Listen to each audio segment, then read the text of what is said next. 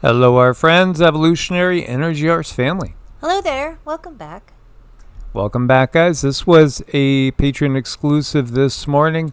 Some deep dives. There's some nasty stuff going on out there. Talk about nasty stuff. Ugh. How many ticks do we kill? We probably killed 24 ticks in like the last 24 hours. I swear they are airdropping ticks like they're military personnel coming off of helicopters and planes. Well, yeah, I know. We covered that. It's gross. Yeah, we did touch on that in this video as well as other things. And what to do. Yeah, absolutely. Always solutions. Yeah, this is why the house smells like peppermint and it's loaded with snow too, borax snow. Yeah. Well, you do got to do things, so. Yeah, absolutely. Again, you could join the Patreon family for as little as $1 a month and get exclusives each week, usually multiple times a week. Please do check out evolutionaryenergyarts.com to learn more about us. Somebody had said, I like your channel, but why did you choose evolutionary in the name? Because I don't believe we come from monkeys. And, again, everything evolves. So, sometimes we have to go ahead and explain ourselves a little bit. We are into energy arts, such as Qigong, Reiki, pranic healing, using the mind to help aid us in our experience in this matrix, the natural matrix. Now, you also need to use your mind, your soul, and your frequency to navigate the unnatural dark matrix, which has been controlling us for, in my opinion, thousands of years. Again, the deep state is very deep, and it's not based in any one country. Again, it's even not based on any one planet. It's even not based in just one density or dimension. But everything evolves and changes, and thus we want to evolve and change the system. The greatest and most effective way we could change things is by changing ourselves, by becoming the very best version of ourselves that we can manage to achieve in this life. And, I, for one, am an extremely flawed individual that's made a lot of mistakes in life. But again, looking at mistakes as learning experiences, then we could twist them into a more positive light and say that these are learning experiences to show me, where I shouldn't go again, or, maybe I shouldn't have this one habit, or that habit's not been, conducive to being the very best person that I can be. And this is where, again, the whole concept of energy arts, we are, again, obviously energetic beings by nature. We are consciousness itself, having a human experience, and that's a temporary experience. So again, the body is just a vehicle. And so a lot of people believe the narrative they're given from the textbooks, in that the brain is literally creating consciousness. Nothing could be farther from the truth. The brain is a limiting agent when it comes to yourself. It is kind of like a capacitor. It's a limiter. It's something that we can move beyond its limiting influence, again, by modifying our own DNA. And that's going into epigenetics, which is really, really real. And we can reprogram ourselves. Again, many people take what they're told by science and say, well, you got this genetic issue. There's many different genetic issues that are out there that you can research and say, oh, somebody told me I have the MTHFR gene, the mother bleeper gene. And so, I'm out of luck. I'm never going to be able to overcome it. Nothing could be farther from the truth. We can overwrite our own DNA. And again, developing energy arts so that we can first heal our body, and heal our mind in many cases, and then become the very best version of ourselves, overcoming all sorts of health issues, mental issues, emotional issues in traditional Chinese medicine. It's well known that most disease is dis-ease. It comes from energy, emotions that get stored in the body that we can't deal with. So, this is all part of the ascension process. And what ascension does, it's not easy. And I saw also, talk about going off on a tangent here, but I saw also another channel. There's several channels out there that I do enjoy, which I wouldn't touch other channeled messages for a very long time. But now I like to listen to them a little bit here and there when you guys recommend. And one of them said, the ascension process can actually kill you. And yeah, it really can. Because again, we have to face those things which have been limiting us in a time period when it's kind of like they removed a barrier. A barrier has been removed from the ceiling on how high you can go. Now, that's up to you, everybody. It's up to you, the individual to determine that. And again, the society will try to put all sorts of limitations on you, tell you what you can and cannot do. Go to a DR, and he might say, sorry, you got 3 months. And, if you believe him, you probably will have 3 months because your mind's going to be sending that signal to all of the cells in your body. They're going to listen and they're going to obey. Again, so much of the medical system has been like a black magic spell. But that black magic spell also goes over into the geopolitical. It also goes over into our finances and our financial system. And, this is part of what we're looking at right now is all new horizons, all new possibilities. And now that I've given that long-winded intro, I'll let Cindy speak. No, I think we're pretty good about getting into the mainstream and reading between the lines and having a different understanding and a different twist on what's going on than other people. We don't just read the headlines.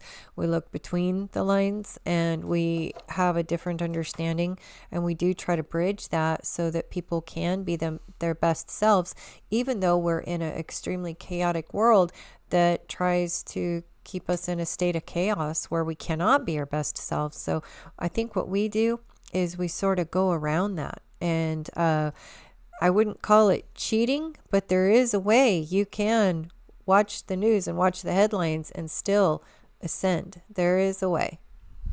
Yeah, I'm staring at a check that came from the United States Treasury. And, they're giving out, Doge checks and stuff, stimulus checks, and I'm looking at this one, and it's for a whopping $2.05. And then I noticed it's actually from taxes 3 years ago that we overpaid by $2.05. Again, thank you for nothing system, this parasitic system that, they slap us in the face all day long.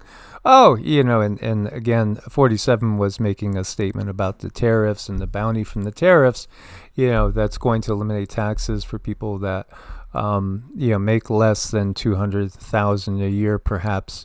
But maybe you won't have to pay taxes at all. Well, again, I won't hold my breath because I'm very cynical when it comes to the system. But there are things out there that are positive. Now, when I mentioned this to Cindy, the guides basically said this could be significant. So this is why I put this in here. And what you have is China seizing a disputed reef in the South China Sea next to key Philippines military base. By the way, the U.S. and Philippines are engaged right now in some war games going on at the same time that this happens. And we also have India and Pakistan on the brink. And as we had talked about, there was a flooding situation that has been blamed on India that's occurring over in Pakistan. Kashmir is, it's in the middle of all this. And India and Pakistan, when you look back in time, was part of Greater Bharat. The Mahabharata is, it's one of the biggest epics ever created, and it spans, so many pages and stanzas. Again, I believe you could probably fit somewhere in between 100 and 1,000 Bibles in this epic. It's that big. And Maha means great, and Bharat is Bharata. That's an ancient name for the area over there, India, the Indus Valley people, the Indus Valley civilization, which, Pakistan was a part of it. But also, even when you go up farther, when you're talking about the wars that happened in this big epic, those wars extended way up into what we would call Uzbekistan, Tajikistan, Kazakhstan, way up into what used to be part of the Soviet Union. And in fact, we are looking at a global civilization.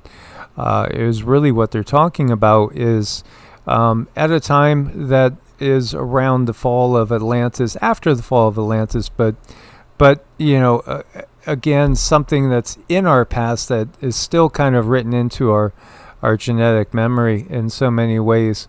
The battles of the gods that have occurred over our heads, and Cindy's been getting that, again, these battles, a lot of times we see the evidence of ships getting shot down, and then they'll just say, oh, that was Elon, that was one of his SpaceX boosters coming down. No, there's a much bigger war going on over our heads, and also in different densities. So here you go. This is just another hotspot. There are so many islands. There's thousands of islands in the South China Sea.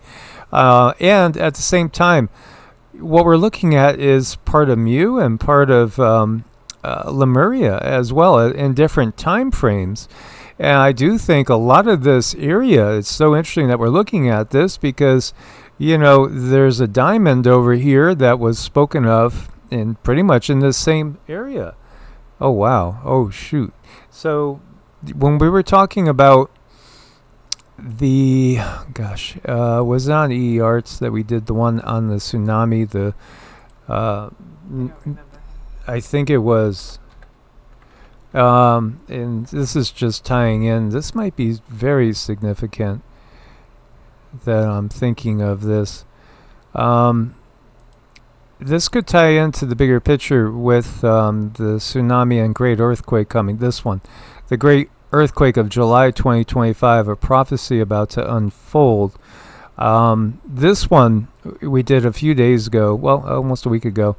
And, she talks about this area, and there's going to be a great quake. She says this psychic who had a vision and a series of visions, Ryo Tatsuki, actually had some that have come true. So we should take it seriously, especially because of how specific it was. July of this year. We're only a couple months away from that time frame. Something along the lines of a 9.5 type of major quake. And it was a diamond area that she spoke of it. And okay, so now I'm starting to catch on, I think, a little bit more to what the guys wanted to talk about. And by the way, this right here is the left wing of that diamond. See this diamond right there?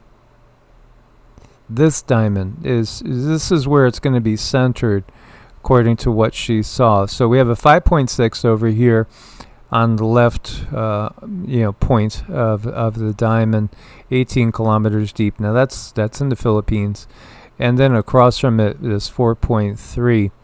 So Tokyo would be up at the top point, and then down here over towards Indonesia. This would be the southern point. But in that video, as we had shared, she had seen this earthquake literally creating like a land bridge from mainland China to Taiwan. Isn't that amazing? Think about this. We're all here. We are waiting and wondering what day China is going to invade Taiwan.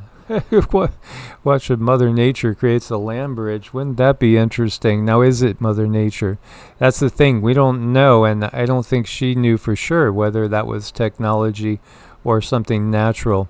And again, there's a lot of technology that can make things appear to be natural, but they're actually technologically induced. And so this great quake is going to affect Japan greatly, the Philippines, Taiwan, mainland China, Indonesia, and this would definitely throw out the possibility for a major tsunami all around the Pacific Theater. Now, there's all these basically man-made little islands too, these little cays, these little military bases in many cases. And this is a disputed area. So U.S. and Philippines right now are conducting Balika Katan, which is their largest annual military exercise right now when China went and seized this island. And again, as you can see, I mean, this looks like almost like an island that's an aircraft carrier, So, its express purpose is, again, military. So, is this something that triggers eventually some sort of technology that triggers that earthquake that we spoke about in this video? So if you haven't seen this video, it's on EEArts. Do go check it out. I thought it was rather good myself. It's pretty cute. Yeah, and I do feel her energy and feel her sincerity. I do. I really like her. I do feel her energy too, and she's someone who doesn't want to put the bad news out there, but she felt obligated because that's what we do sometimes when we see things and we have the ability to put it out there to help people.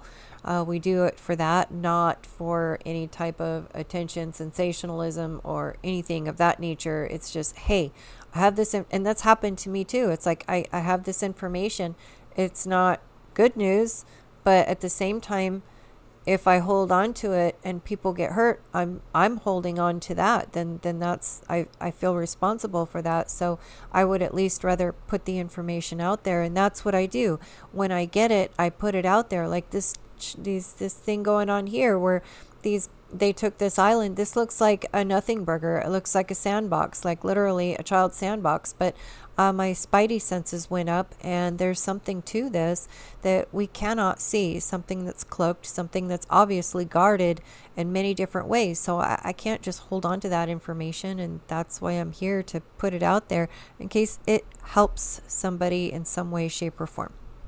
Yes. So, and it just hit me that this literally could be tied into some sort of military thing that happens, and maybe that is in some ways part of the whole great earthquake prophecy. This is somebody putting out some hopeful vibes. Banks will be out of business soon. Now, why would you say hopeful? The banks are out of business. Well, because the banking system has led to enslavement of humanity.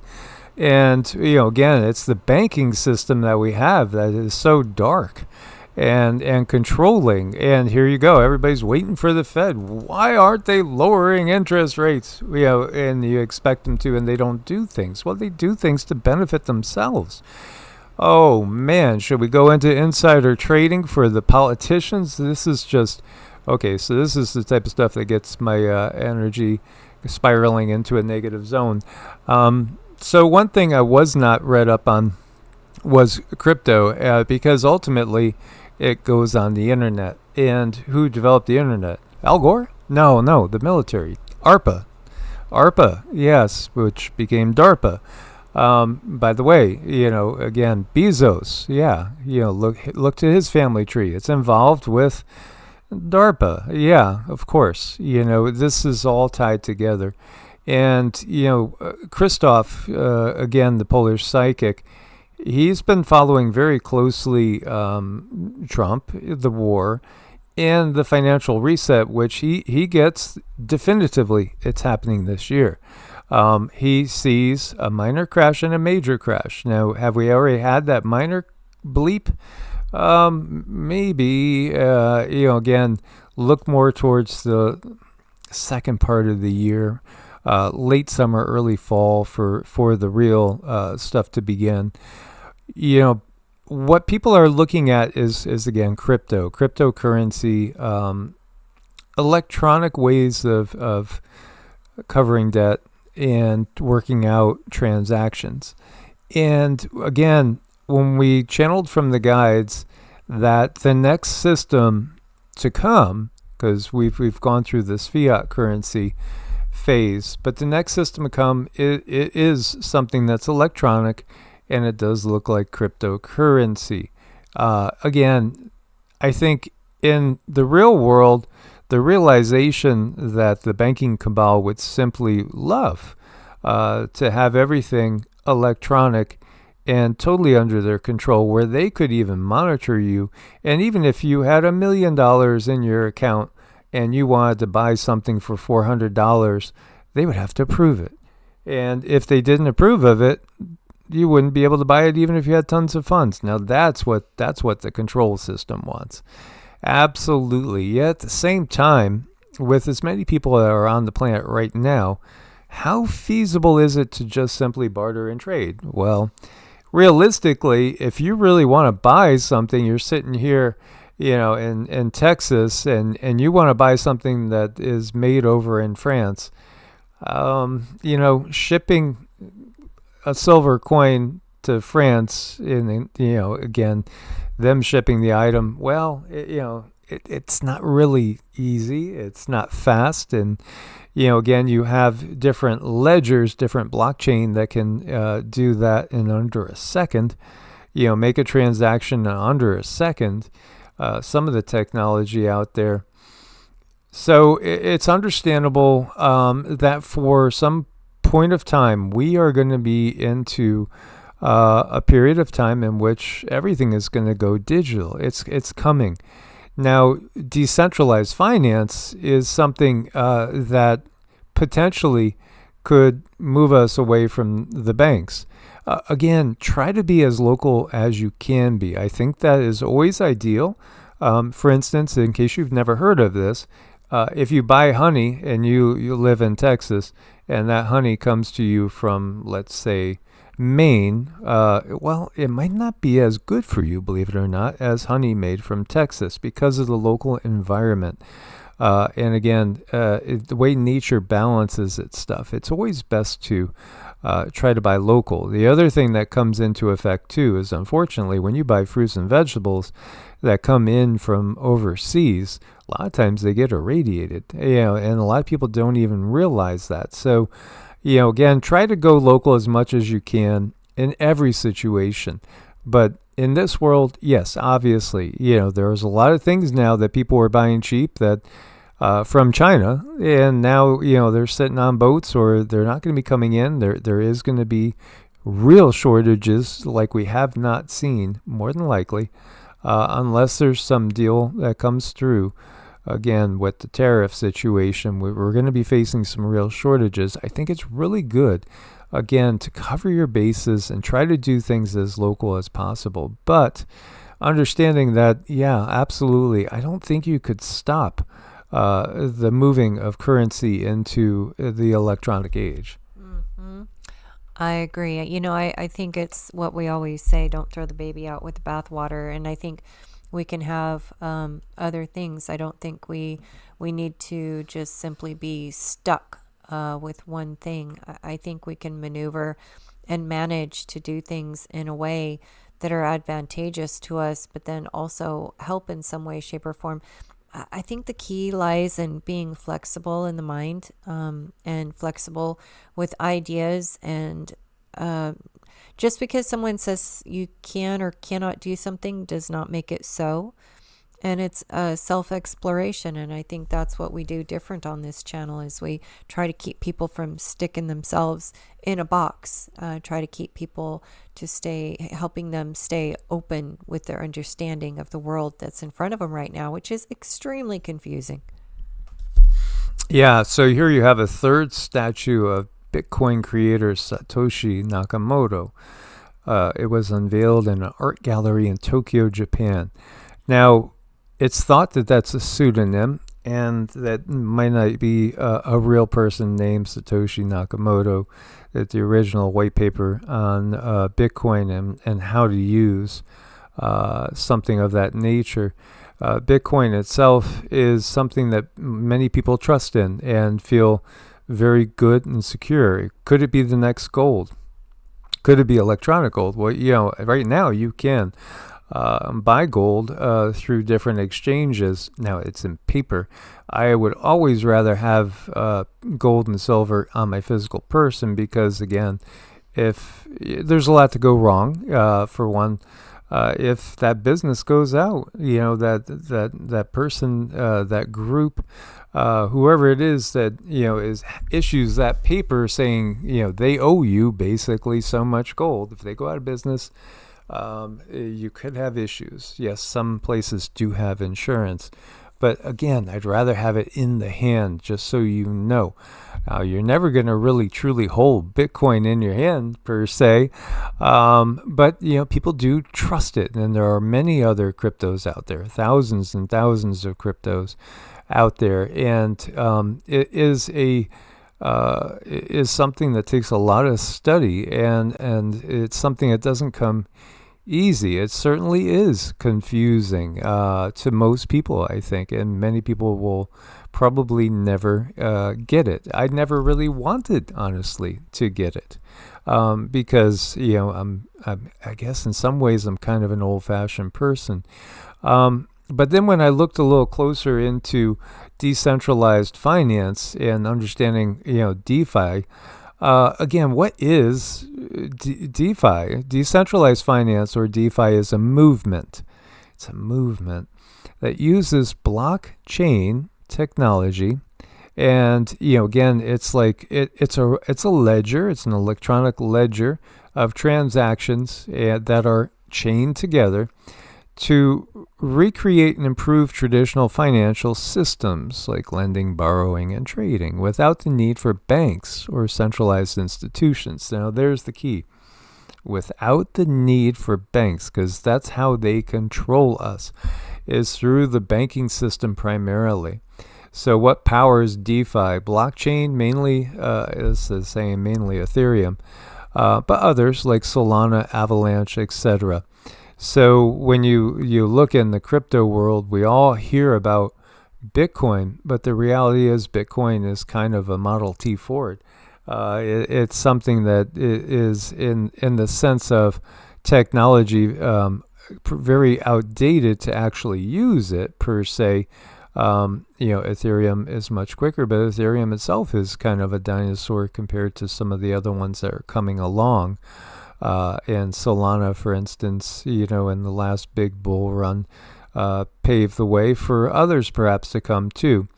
Smart contracts, self-executing code that automatically do things like lend money, earn interest, or swap tokens based on preset rules. Cryptocurrencies, tokens like ETH, Ethereum, USDC, DAI, etc., used in place of traditional money. What's some of the features? It's permissionless. Anybody with a crypto wallet can use DeFi apps. No need for ID or approval. Transparent. Everything happens on the blockchain, so transactions are visible to anyone. You can't hide backdoor deals, So again, everything is right out there in the open. Non-custodial. You control your own funds. No middleman like a bank. Now, if you have it on a big exchange, then technically they have the codes. They truly do control your financial ledger there. And so again, many people will get cold wallets. There's hot wallets and cold wallets. Hot wallet is just basically it can be an app on your phone. It can be an address, again, a web address where you can perceivably get more security than keeping it on an exchange. But there have been hacks there's been hacks on exchanges. There's been hacks even in cold wallets. So, again, it's something to recognize the risk there. Global, open to anybody in the world with internet access. So what can you do with DeFi? Lend your crypto and earn interest. You can borrow assets by putting up collateral. You could trade tokens on decentralized exchanges. You can earn rewards by providing liquidity to pools, and you can invest in yield farming or staking. So a real world analogy here, thanks to ChatGPT. Imagine if instead of depositing money in the bank, you put it into a smart contract. The contract automatically lends it to others, earns interest, and pays you directly. No bank needed, no forms, no delay. Risk to know. Volatility. Yes, they can swing very fast. You can lose everything in just moments. Smart contract bugs. Code can be exploited. Rug pulls. Some projects can be scams. Oh, yeah. And they can just disappear overnight. Regulatory uncertainty. Rules aren't clear yet in many countries. For instance, China has basically had a lot of laws in effect to make it pretty hard to trade in crypto. So I just wanted to do this overview right now because as it turns out, we have some friends that have been dealing in crypto for a long time, and it has been very beneficial to them. Proceed with caution. This is not financial advice. We are not financial advisors. In fact, we would love to see, a golden age in which, everybody just kind of worked together. Now, it's not going to happen, I don't think, in our physical lifetimes. I don't think we're going straight into a golden age. And I do think if anybody's giving you that concept out there that, during the average lifespan, maybe like another, 50 years, we're going to see a literal golden age here on Earth. I think that's a little pie in the sky. I do think, though, we will take the good side of the system dissolving before our very own eyes in perhaps the next 5 to 15 years, most likely about 10 years or so. What is in place right now will not be in place. The system's collapsing. It is falling apart. Now, this is something that could be utilized really in the society that we have today to help people without giving all the power away to the banks, which has been the current structure in place of the dark matrix, the dark cabal. Again, we all are very familiar with those famous family names and the banking system. Mm-hmm. Well, I think people need to, at the very least, be informed. If it's not something that you like or want to understand, then don't. But I think we just need to keep our options open. I see the energy transfer, it's evolving. It is changing. I don't see a lot of ways out of this. It really does feel like people are being herded into a corner to do something like this that's online. And I can't say that I like it. I can't say that I like it at all, but I do know that we live in a world where we have to survive. We need to buy things. We need to do things. Got to pay our rent. Got to pay our mortgage. And we need to keep our options open. And, look how corrupt the banks are, if you want to talk corruption. There's corruption all over the place. And until we are in a place where we don't need any of this financial nonsense, then, we have to use it. Then we need to use it. So it's best just to figure out what's best for you. Maybe you just you stay the traditional way for all of your life, and that's fine. That's wonderful. That's what you want to do. But, people should at least know what's out there. Yeah. So Ethereum is the biggest one out there as far as what actually gets used.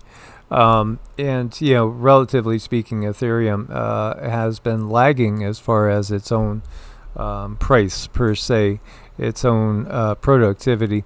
Again, we won't go deep into that, but the recognition is that the system, the banking system we've had, the cabal, the, again, dark energy matrix, will absolutely want to corner the market. That's just simply what they try to do, and control whatever systems are in place. So having something like these cryptocurrency alternatives is really a threat to the system if there's more than one.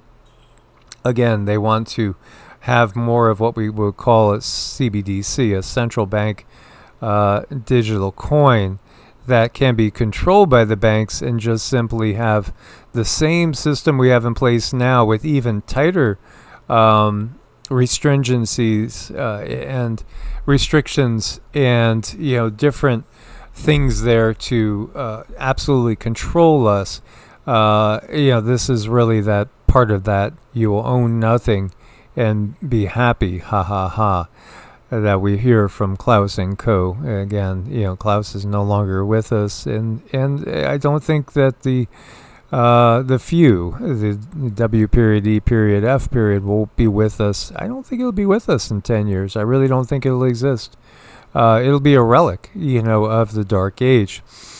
But, I think, again, the cryptocurrency as an alternative could be something that was in some ways given to us as a possibility to help us get outside of the banking system that has kept us in chains in more ways than one.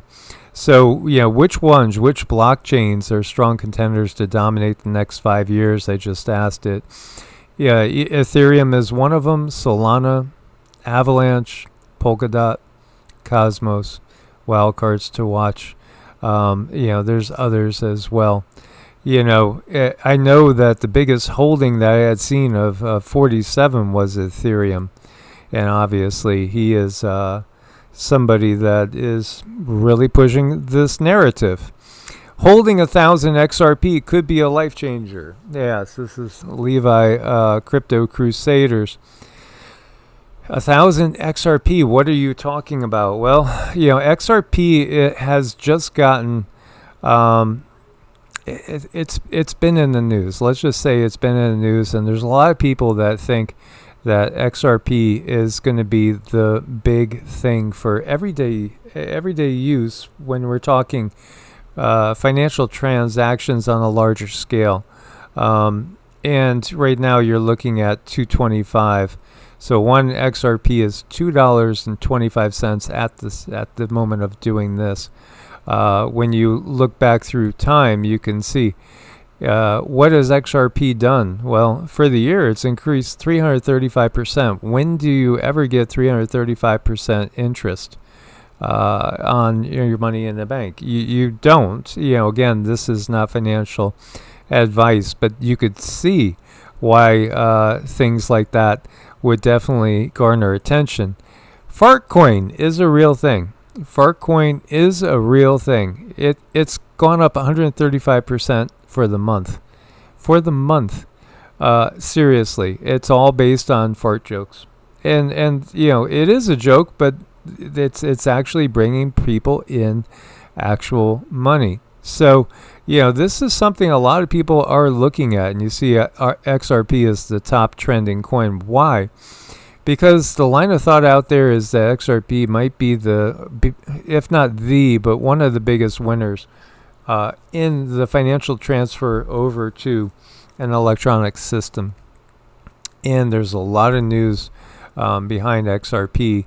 And there are those people that believe that this $2.26 right now to get yourself one coin may end up being anywhere from several hundred to several thousand to as much as like $10,000 a coin. So what you're talking about is enormous potential for increasing your holdings. Yet at the same time, you could lose everything when it comes to crypto. This is the reality. Here one day and gone tomorrow. That's just part of the inherent risk. But you do have the SEC has approved a public launch date of April 30th for ProShare Trust's XRP ETF. Well, there's definitely signs out there. But then again, who was it that said a sucker's born every minute? Was that P.T. Barnum? I think that was P.T. Barnum. Again, circus, yes. It just, again, guys, not financial advice, just want to throw it out there. So the whole concept of cryptocurrencies as being an alternative to the central banks, it absolutely can be attractive. Proceed with caution. Everything is potentially, everything is flawed, and potentially, there can be tremendous pitfalls, to the extent of losing everything. And again, what happens if we have big outages with the internet and the solar blasts and things like that? Again, there won't be anything happening if we have major outages. So I think it's good to be diversifying, and I think if you're wealthy enough to have gold and silver, then it's not a bad idea to physically have it on hand. Have all your basic supplies covered, things that are tradable. And try to be as self-sufficient as possible. That's, again, I think the biggest takeaway for all this is again, have things that you can trade with and be self-sustainable. But yeah, economic freedom from the banking system, that does sound good to me. Again, proceed with caution. Indeed. So I just wanted to touch on those things for you guys. I know it could be scary. I know it could look overwhelming. These times are going to be very, very challenging. The one thing I would also say before we sign off is I think that for the most part, it is pretty much inevitable that the dollar is in its death throes. And I don't think the dollar is going to be around for that much longer. And de-dollarization is underway as the world is heading into confrontation between the BRICS nations and the U.S. and NATO, perhaps in different configurations. And you're also going to have just simply, the dollar losing its value, which is going to be something that happens as this, breakaway does happen.